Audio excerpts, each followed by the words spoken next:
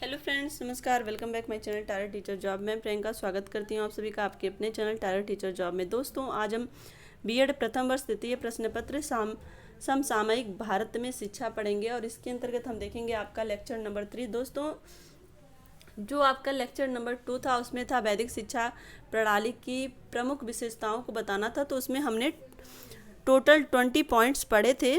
लेकिन उसी के अंतर्गत ही वैदिक शिक्षा प्रणाली तथा आधुनिक शिक्षा प्रणाली में योगदान था। तो ये वीडियो काफ़ी लंबा हो गया था, इसलिए ये टॉपिक हमने नहीं पढ़ा था। तो यहाँ से हम पढ़ेंगे आज इस लेक्चर में वर्तमान शिक्षा में सुधार हेतु यह किस हद तक प्रासंगिक है। देखते हैं। वर्तमान की नींव अतीत में होती है। वैदिक काल में जिस शिक्षा प्रणाली का विकास हुआ वह हमारी आधुनिक शिक्षा प्रणाली की नींव का पत्थर है। दोस्तों, वैदिक शिक्षा प्रणाली को ही आधार बनाकर आज हम वर्तमान शिक्षा प्रणाली को रखते हैं। आधुनिक शिक्षा प्रणाली के विकास में उसके प्रभाव अथवा योगदान को हम लिखित रूप में व्यक्त कर सकते हैं। जो वैदिक शिक्षा का प्रभाव रहा है उसको ही आधार बनाकर आज हम वर्तमान शिक्षा प्रणाली को रखते हैं। तो उसके जो भी आधार हैं उसको हम इस तरह से व्यक्त करते हैं। नंबर 1 है शिक्षा को विभिन्न स्तरों में विभाजित करने का शुभारंभ। जो शिक्षा के विभिन्न स्तरों का निर्धारण था वो वैदिक शिक्षा काल से ही चला आ रहा है। तो यहाँ पर उस जो आज है भी हम देखते हैं शिक्षा के विभिन्न स्तर का जो निर्धारण हुआ है वो शुभारंभ वैदिक शिक्षा काल से ही हुआ है। तो वैदिक काल में शिक्षा का संगठन केवल 2 स्तरों में किया गया था, प्राथमिक एवं उच्च, परंतु शिक्षा को विभिन्न स्तरों में विभाजित करने का की नींव उस काल में ही रख दी गई थी। यहाँ पहले जो था वैदिक काल में वो प्राथमिक और उच्च करके ही वैदिक काल में शिक्षा दी जाती थी, लेकिन आज विभिन्न स्तर बना दिए गए हैं।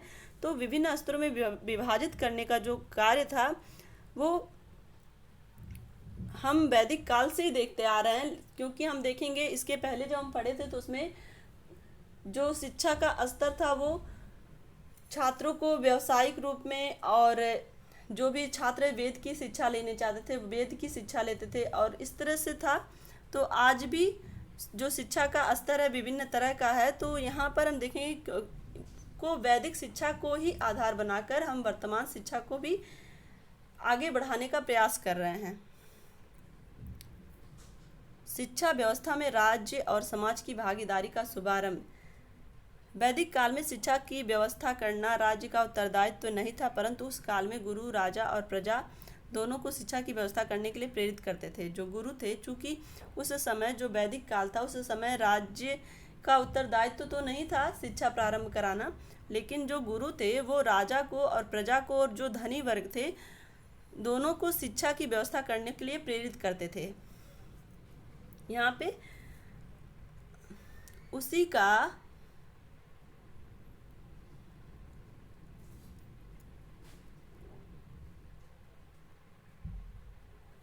परिणाम था कि उस काल में राजा और धनी लोग गुरुकुलों को दान देते थे। उन्हीं जो गुरु थे, शिक्षक जो हुआ करते थे गुरुकुलों के, वो हमेशा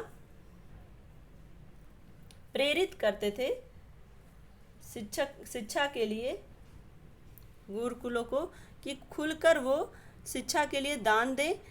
यहीं से राज्य और समाज की भागीदारी का शुभारंभ शिक्षा के क्षेत्र में हुआ। और इस तरह से धीरे धीरे गुरु के प्रेरित करने की वजह से, जो गुरु हुआ करते थे वैदिक काल में, तो उनके प्रेरित करने की वजह से शिक्षा का जो नवीनीकरण एक तरह से हम कह सकते हैं, या शिक्षा में जो सहयोग था वो राजा का और समाज का, यहीं से उनकी भागीदारी का शुभारंभ हुआ।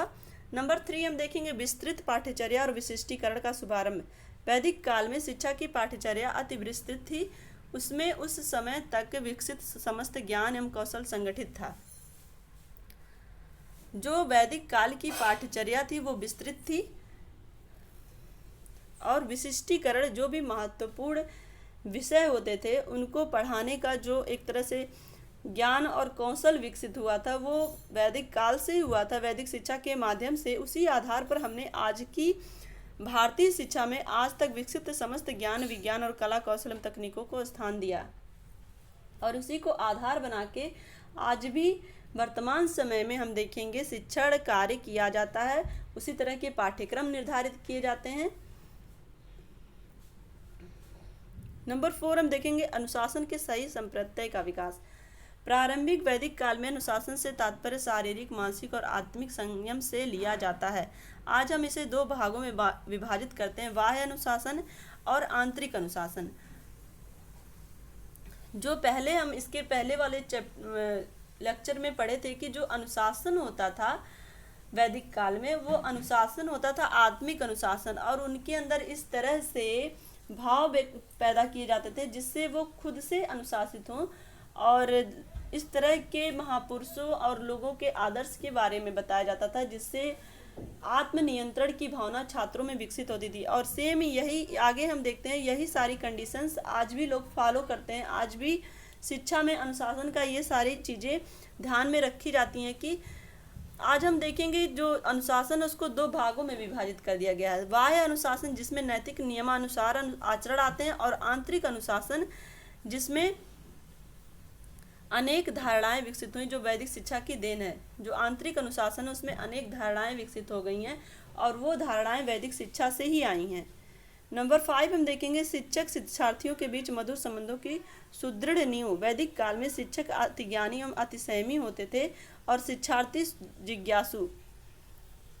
वैदिक शिक्षा जो थी उसमें जो शिक्षक हुआ करते थे वो बहुत ही ज़्यादा अति संयमी थे और बहुत ही ज़्यादा अनुशासित थे। एक तरह से कह सकते हैं हम धर्मपरायण और कर्तव्यनिष्ठ थे। तो वो सारी चीज़ें, वो विनम्रता, सारी चीज़ें छात्रों में भी आती थी। उस समय उनके बीच मधुर संबंध हुआ करते थे। शिक्षक और छात्र के बीच जो संबंध होता था वो बहुत ही मधुर होता था। यही कारण है कि हमारे देश में अन्य देशों की तुलना में शिक्षक और शिक्षार्थी के संबंध मधुर हैं, और उसी की ही देन है कि आज भी गुरु का जो स्थान है हमारे देश में, गुरु को ईश्वर से भी सर्वोपरि बनाया गया है। गुरु गोविंद दो खड़े काक्यो लाग्यो पाए, बलिहारी गुरु आपने जिन गोविंद दियो बताए। तो यहाँ पर हम देखेंगे कि गुरु को ईश्वर से भी उच्च स्थान मिला है कि जिन्होंने हमें सब कुछ दिया, सब कुछ सारे ज्ञान दिए। तो यहाँ पर देखेंगे जो भारत हमारा देश है, यहाँ पर गुरु को बहुत ही ज़्यादा उच्च समझा जाता है, और इसीलिए उससे एक छात्र का जो संबंध होता है वो बहुत ही ज़्यादा मधुर, बहुत ही ज़्यादा सम्मानजनक होता है। नंबर 6 हम देखते हैं जन शिक्षा के महत्व की स्वीकृति। वैदिक काल में शिक्षा को ज्ञान का तीसरा नेत्र मानकर शिक्षा के महत्व को स्वीकार किया गया। हम लोग देखे थे इसके पहले लेक्चर में कि जो वैदिक काल में शिक्षा को शिक्षा को तीसरा नेत्र माना जा रहा था।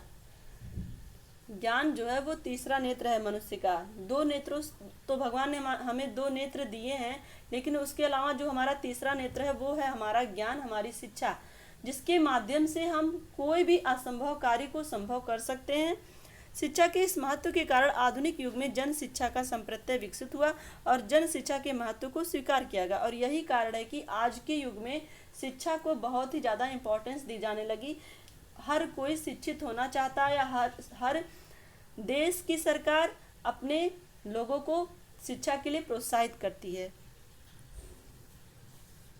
नंबर 7 हम देखेंगे धार्मिक एवं नैतिक शिक्षा पर बल। वैदिक काल में धार्मिक एवं नैतिक शिक्षा पर बल अधिक दिया जाता था, परंतु आज धार्मिक और नैतिक शिक्षा के अभाव में हमारा कितना नैतिक एवं चारित्रिक पतन हुआ यह किसी से छिपा नहीं है। दोस्तों, ये बहुत ही विचारशील मुद्दा है कि जो धार्मिक और नैतिक शिक्षा उस जमाने की थी या वैदिक काल की थी कह सकते हैं, उसमें धार्मिकता के नाते लोगों का जो व्यवहार होता था, लोगों में जो धर्मपरायणता होती थी, कर्तव्यनिष्ठ की जो भावना होती थी, वो कूट कूट कर भरी रहती थी। लेकिन आज जब धार्मिक और नैतिक शिक्षा के ऊपर बल नहीं दिया जा रहा है, या इन सारी शिक्षाओं पर कोई भी जोर किसी भी शासन प्रशासन या हम कह सकते हैं गुरु के माध्यम से भी, अगर गुरु इन सारी चीज़ों को छात्रों को बताता है, भले ही ये सारी चीज़ें उनके पाठ्यक्रम में नहीं है, तो भी एक छात्र का जो भी धार्मिक या आप चारित्रिक या नैतिक जीवन होगा वो उच्च होगा। लेकिन यहाँ पर हम देखते हैं कि कहीं ना कहीं जो नैतिक एवं चारित्रिक के पतन हो रहा है वो आपका धार्मिक और नैतिक शिक्षा के अभाव में ही हो रहा है। अतः आज देश में पुनः धार्मिक और नैतिक शिक्षा की आवश्यकता का अनुभव किया जा रहा है। नंबर 8 हम देखेंगे कटु अनुभवों से सीख। हमने वैदिक शिक्षा प्रणाली की कमियों से जो कुछ सीखा है और उसे भी आधुनिक शिक्षा प्रणाली के विकास में उसका योगदान मानते हैं। वैदिक शिक्षा प्रणाली में शिक्षा का माध्यम संस्कृत भाषा थी, परिणामतः सामान्य परिवारों के बच्चे शिक्षा नहीं प्राप्त कर सकते थे। दोस्तों, जो वैदिक शिक्षा प्रणाली की शिक्षा का जो माध्यम था वो संस्कृत भाषा थी, क्योंकि संस्कृत एक परिमार्जित और प्रतिष्ठित भाषा है, तो उसमें जो बड़े वर्ग के लोग या जो उच्च वर्ग के लोग रहते थे वही शिक्षा ग्रहण कर पाते थे। चूँकि जो संस्कृत भाषा है हमारी जो बोलचाल की भाषा उसमें नहीं आती है, तो इस वजह से कहीं ना कहीं इसको सीखना जो निम्न वर्ग के लोगों के लिए था वो आसान नहीं था। इसलिए केवल जो शिक्षा थी वो केवल उच्च वर्ग में ही हो पाती थी। लेकिन आज हम देखेंगे जो शिक्षा का माध्यम है वो हमारी बोलचाल की भाषा हो गई, तो इससे जो है शिक्षा का जो विकास हुआ वो थोड़ा तीव्र गति से हुआ है। वैदिक शिक्षा प्रणाली में शिक्षा का माध्यम संस्कृत भाषा थी, परिणामतः सामान्य परिवार के बच्चे शिक्षा नहीं प्राप्त कर सके। यह भी वैदिक शिक्षा प्रणाली का एक अप्रत्यक्ष योगदान है। उपयुक्त तथ्यों के आधार पर यह कहा जा सकता है कि वैदिक शिक्षा प्रणाली आधुनिक शिक्षा प्रणाली की नींव का पत्थर है। उसी के आधार पर आधुनिक शिक्षा प्रणाली का विकास हुआ है। दोस्तों, कोई भी वस्तु रहे, चाहे वो हर वस्तु की अपनी एक मेरिट और डिमेरिट होती है। यहाँ पर हम देखेंगे तो वैदिक शिक्षा प्रणाली में जो भी कमियां रही हैं, हमें उन कमियों से सीख लेकर के अपनी जो शिक्षा प्रणाली है उसको और सुदृढ़ बनाना चाहिए। और जो भी वैदिक शिक्षा प्रणाली की ऐसा नहीं है कि कोई देन नहीं है, वैदिक शिक्षा प्रणाली की ही देन है कि जो आज मॉनिटरिंग प्रणाली है या आपकी व्यक्तिगत भिन्नता देख लीजिए या फिर अनुशासन, ये सारी चीज़ें वैदिक प्रणाली की ही देन है कि जो हम समाज में शिक्षा के माध्यम से लोगों के अंदर डिसिप्लिन ला पा रहे हैं, लोगों के अंदर गुरु और शिष्य का जो प्रेम है उस भाव को बता पा रहे हैं। तो ये सारी चीज़ें हैं जो वैदिक शिक्षा प्रणाली की देन रही हैं। तो इस तरह से हम कह सकते हैं कि वैदिक शिक्षा प्रणाली आधुनिक शिक्षा प्रणाली की नींव का पत्थर है। उसी के आधार पर आधुनिक शिक्षा प्रणाली का विकास हुआ है। तो दोस्तों, इस वीडियो में बस इतना ही। अगर ये वीडियो आपको अच्छी लगी हो तो एक लाइक करिएगा, अपने दोस्तों के साथ शेयर करिएगा और कमेंट के माध्यम से हमें ज़रूर बताइएगा कि मेरा ये प्रयास आपको कैसा लग रहा है। हमसे जुड़ने के लिए थैंक यू सो मच। जय हिंद।